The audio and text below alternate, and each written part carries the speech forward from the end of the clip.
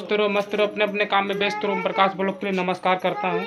हम लोग जा रहे हैं मंडा देखने के लिए। देख लीजिए मनीष का मम्मी भी तैयारी हो गई और मनीष तुम भी जा रहा मंडा देखने के लिए।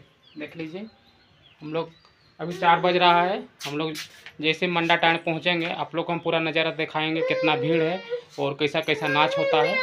चलो मनीष, देख लीजिए हम लोग मनीष का मम्मी पायल ये सब पिंध लीजिए, अपना जो भी है मंगलसूत्र ये सब पिंध के रेडी है। अब हम लोग घर से निकलने जा रहे हैं। चलो जी मनीष का मम्मी घर से बाहर निकल गई है और मनीष भी। देखो दोस्तों हम लोग तो मंडा टाण पहुंच गए हैं। बहुत पब्लिक आया है देखने के लिए, बहुत भीड़ है। आप लोगों को पूरा दिखाएंगे। रात का 4 बज रहा है अभी। देख लीजिए हम पूरा नज़ारा दिखा रहे हैं कितना भीड़ है अभी। देख लीजिए पूरा हम मेला टाण का घूम के दिखा रहे हैं। देख लीजिए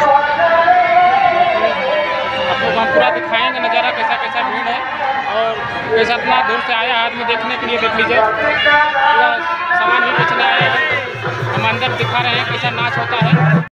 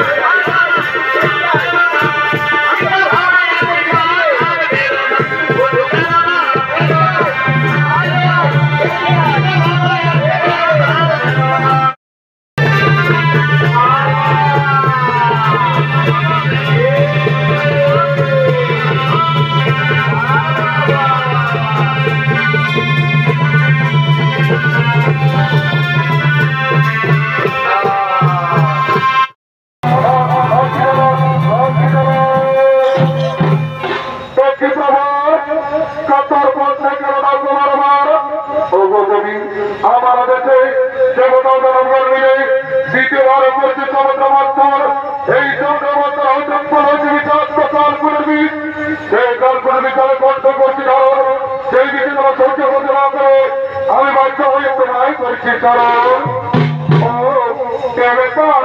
এসো আমি তোমার গীতের জ্বালা নিবারণ করে দিই, নিবারণ করে দিলাম।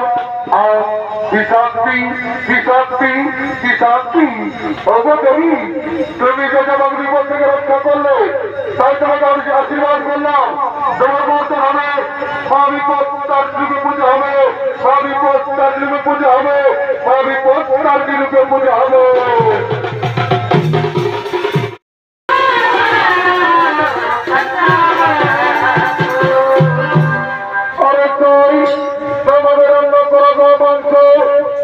একদিন দেখাতে পারবে কেন পারবো না সই আমি আমাদের রান্না করা গো মাংস আজকে ফোনে তোমাকে দেখাবো ঠিক আছে সই তাহলে চলো তোমাকে আমি বাড়ি পৌঁছে দিই, চলো তোমাকে আমি বাড়ি পৌঁছে দেব।